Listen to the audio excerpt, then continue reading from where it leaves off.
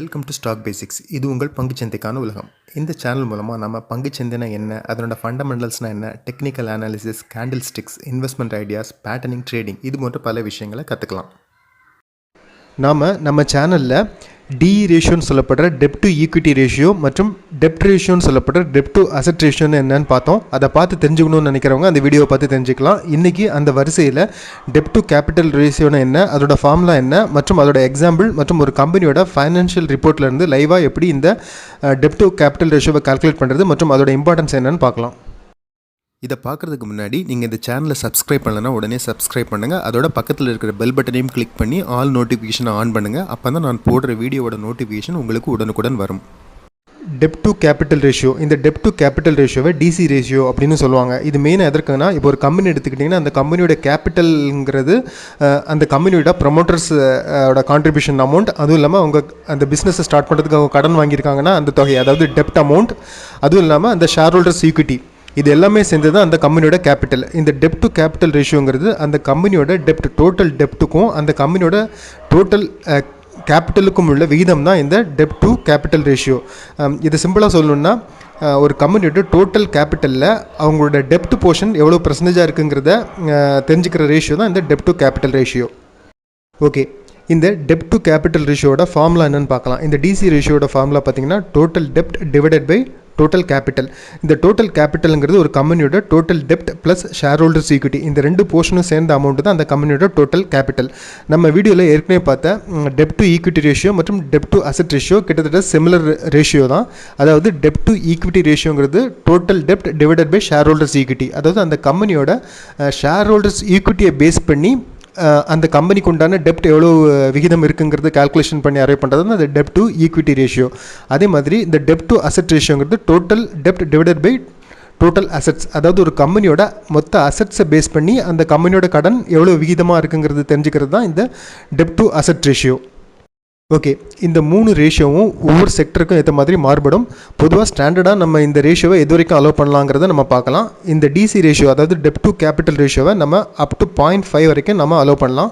அதே மாதிரி டெப்ட் to equity ரேஷியோங்கிறது ஒரு கம்பெனியோட ஷேர் ஹோல்டர்ஸ் ஈக்விட்டியை மட்டும் பேஸ் பண்ணி நம்ம கால்குலேட் பண்ணுறதுனால இந்த வேல்யூவை நம்ம 0.5 டு அப் டு 1 வரைக்கும் அலோவ் பண்ணலாம். Maximum 1.5 depending on sector base பண்ணி நம்ம அலோவ் பண்ணலாம். அதே மாதிரி ஒரு கம்பெனியோட டெப்ட் டு அசெட்ஸை மேக்ஸிமம் 0.5 வரைக்கும் நம்ம அலோவ் பண்ணலாம். ஓகே, இந்த டிசி ரேஷியோவை எப்படி கால்குலேட் பண்ணுறது அப்படிங்கிறத நம்ம ஒரு எக்ஸாம்பிளோட பார்க்கலாம். நம்ம எஸ்பிஎன் கம்பெனின்னு ஒரு கம்பெனி எடுத்துக்கலாம். இப்போ அந்த கம்பெனியோட லாங் டேர்ம் பாரோயிங்கிறது 30,000 அப்படின்னு வச்சுக்கலாம். அதே மாதிரி அந்த கம்பெனியோட ஷார்ட் டேர்ம் பாரோயிங் ஒரு 20,000 அப்படின்னு வச்சுக்கலாம். இப்போ அந்த கம்பெனியோட ஷேர் ஹோல்டர்ஸ் ஈக்விட்டிங்கிறது 50,000 இருக்குதுன்னு நம்ம வச்சுக்கலாம். இப்போ டிசி ரேஷியோட ஃபார்முலா பார்த்தீங்கன்னா டோட்டல் டெப்ட் divided by total capital. So இதை அரைவ் பண்ணுறதுக்கு நமக்கு டோட்டல் டெப்ட் and total capital value arrive பண்ணி ஆகணும். இப்போ டோட்டல் டெப்ட்டோட வேல்யூ பார்த்தீங்கன்னா long term borrowing plus short term borrowing, இந்த இரண்டும் சேர்ந்தது தான் டோட்டல் டெப்ட். இந்த கம்பெனிக்கு லாங் டேர்ம் பாரோயிங் பார்த்தீங்கன்னா 30,000 இருக்குது. அதே மாதிரி ஷார்ட் டேர்ம் பாரோயிங் 20,000 இருக்குது. ஸோ இந்த ரெண்டையும் ஆட் பண்ணி வர வேல்யூ பார்த்தீங்கன்னா 50,000. இதுதான் அந்த கம்பெனியோட டோட்டல் டெப்ட். அதே மாதிரி கம்பெனியோட டோட்டல் கேபிட்டலுங்கிறது அந்த கம்பெனியோட டோட்டல் டெப்ட் ப்ளஸ் ஷேர் ஹோல்டர்ஸ் ஈக்விட்டி, இந்த இரண்டு அமௌண்ட்டும் சேர்ந்து தான் அந்த கம்பெனியோட டோட்டல் கேபிட்டல். இந்த கம்பெனியோட டோட்டல் டெப்ட் நம்ம அரைவ் பண்ண வேல்யூ பார்த்தீங்கன்னா 50,000. அதே மாதிரி அந்த கம்பெனியோட ஷேர் ஹோல்டர்ஸ் ஈக்விட்டிங்கிறது 50,000 இருக்குது. ஸோ இந்த ரெண்டையும் ஆட் பண்ணி வர வேல்யூ தான் டோட்டல் கேபிட்டல். இந்த கம்பெனிக்கு 1 lakh rupees இருக்குது. ஸோ இந்த டிசி ரேஷியோ ஃபார்முலா அப்ளை பண்ணும்போது நம்ம வேல்யூ பார்த்தீங்கன்னா 50,000 டிவைடட் பை 1 lakhங்கிறது 0.5 இருக்குது. இதை பர்சன்டேஜில் பார்க்கும்போது 50% இருக்குது. ஓகே, இந்த டிசி ரேஷியோவை ஒரு கம்பெனியோட ஃபைனான்ஷியல் ரிப்போர்ட்லேருந்து எப்படி லைவாக கால்குலேட் பண்ணுறது அப்படின்னு பார்க்குறதுக்கு முன்னாடி இந்த டிசி ரேஷியோட ஜென்ரல் இன்ஃபர்மேஷன் மற்றும் யூசேஜை பார்க்கலாம். இந்த டிசி ரேஷியோட லிமிட் நம்ம மேக்ஸிமம் எது வரைக்கும் அலோவ் பண்ணலாம் அப்படின்னு பார்த்தீங்கன்னா அப் டு 0.5 வரைக்கும் நம்ம கன்சிடர் பண்ணலாம். சப்போஸ் இந்த கம்பெனியோட டிசி ரேஷியோ 0.5க்கும் அதிகமாக இருந்துச்சுன்னா அந்த கம்பெனியோட நிதி நிலைமை ப்ராப்ளமில் இருக்குது அப்படின்னு நம்ம எடுத்துக்கலாம். அதாவது ஃபைனான்ஷியல் ரிஸ்க் அதிகமாக இருக்கும். சப்போஸ் இந்த டிசி ரேஷியோ ரொம்ப அதிகமாக இருந்துச்சு அப்படின்னா அந்த கம்பெனி திவால் நிலைக்கு தள்ளப்படுது அப்படின்னு நம்ம எடுத்துக்கலாம். ஸோ இந்த டிசி ரேஷியோவை கம்பேர் பண்ணும்போது ஒரே செக்டரில் இருக்கிற 2 கம்பெனிகளை நம்ம கம்பேர் பண்ணி அந்த செக்டரில் என்ன கம்பெனி பெஸ்ட்டாக இருக்குன்னு சூஸ் பண்ணலாம். அல்லது அந்த செக்டரில் உள்ள பெஞ்ச்மார்க் டிசி ரேஷியோன்னு இருக்கும், அந்த பெஞ்ச்மார்க் டிசி ரேஷியோவை கம்பேர் பண்ணி அந்த செக்டரில் பெஸ்ட் கம்பெனியை நம்ம சூஸ் பண்ண முடியும். இந்த டிசி ரேஷியோ என்னென்ன கம்பெனிஸுக்கு அதிகமாக இருக்கும் அப்படின்னு பார்த்தீங்கன்னா பேங்க்ஸ் அண்ட் இன்ஃப்ராஸ்ட்ரக்சர் கம்பெனிஸுக்கு பார்த்தீங்கன்னா ஸ்லைட்டாக இந்த டிசி ரேஷியோ அதிகமாக இருக்கும். ஏன்னா அவங்களுக்கு பாரோயிங் ஒரு முக்கியமான இன்வெஸ்ட்மெண்ட்டாக பார்க்கப்படுறதுனால இது மாதிரியான செக்டர்ஸுக்கு நம்ம அப் டு 0.75 வரைக்கும் நம்ம கன்சிடர் பண்ணலாம். ஆனால் 0.75க்கும் அதிகமாக இருந்துச்சுன்னா அந்த கம்பெனி ஃபைனான்ஷியல் ரிஸ்க் அதிகமாக இருக்குதுன்னு அப்படின்னு எடுத்துக்க முடியும். அதே மாதிரி சர்வீசிங் அண்ட் ஐடி செக்டர் எடுத்துக்கிட்டிங்கன்னா அந்த செக்டர்ஸுக்கு பார்த்தீங்கன்னா டெப்ட் அதிகமாக இருக்காது. ஏன்னா அவங்களோட எக்ஸ்பென்ஸே கம்மியாக தான் இருக்கும் அதர் செக்டர்ஸை கம்பேர் பண்ணும்போது. ஸோ நீங்கள் இந்த டிசி ரேஷியோ பேஸ் பண்ணி கம்பேர் பண்ணும்போது ஒரே செக்டரில் இருக்கிற 2 கம்பெனியில் கம்பேர் பண்ணி அந்த செக்டரில் நம்ம எந்த கம்பெனி பெஸ்ட்டுன்னு நம்ம இதன் மூலமாக சூஸ் பண்ண முடியும். டிசி ரேஷியோ மெயினாக எதற்காக அப்படின்னு பார்த்தீங்கன்னா இப்போ பிஸ்னஸ் அல்லது மார்க்கெட்டிங்கில் ஒரு டஃப் சுச்சுவேஷன் இருக்குது. லைக் இந்த பேண்டமிக் சுச்சுவேஷன் எடுத்துக்கோங்க. இந்த பேண்டமிக் சுச்சுவேஷனில் எந்த கம்பெனியோட டெப்ட் கம்மியாக இருக்கோ அவங்களுக்கு சர்வைவிங் ஆகிறதுக்கான பாசிபிலிட்டிஸ் அதிகமாக இருக்கும். ஸோ நீங்கள் ஒரு கம்பெனியில் இன்வெஸ்ட் பண்ணுறதுக்கு முன்னாடி அந்த கம்பெனியில் டெப்ட் எந்த கம்பெனியில் கம்மியாக இருக்குதுன்னு நம்ம டிசைட் பண்ணுறது ரொம்ப முக்கியம். அதற்கு இந்த டிசி ரேஷியோ ஒரு முக்கியமான மெட்ரிக்காக இருக்கும்.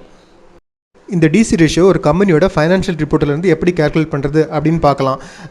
மார்க்கெட்டில் லிஸ்ட்டாக இருக்கிற எல்லா கம்பெனிஸோட ஃபைனான்ஷியல் ரிப்போர்ட்டும் ஆன்லைனில் அவைலபிலிட்டியாக இருக்கும். நம்ம எல்லோரும் பொதுவாக யூஸ் பண்ணுற மணி கண்ட்ரோல் வெப்சைட்லேருந்து இந்த டாடா மோட்டர்ஸோட ஃபைனான்ஷியல் ரிப்போர்ட்டை நான் எடுத்துக்கிறேன். இந்த டிசி ரேஷியோவை அரைவ் பண்ணுறதுக்கு நமக்கு 2 வேல்யூ தேவை. அதாவது கம்பெனியோட டோட்டல் டெப்ட் ப்ளஸ் டோட்டல் கேபிட்டல் நம்ம அரைவ் பண்ணி ஆகணும்.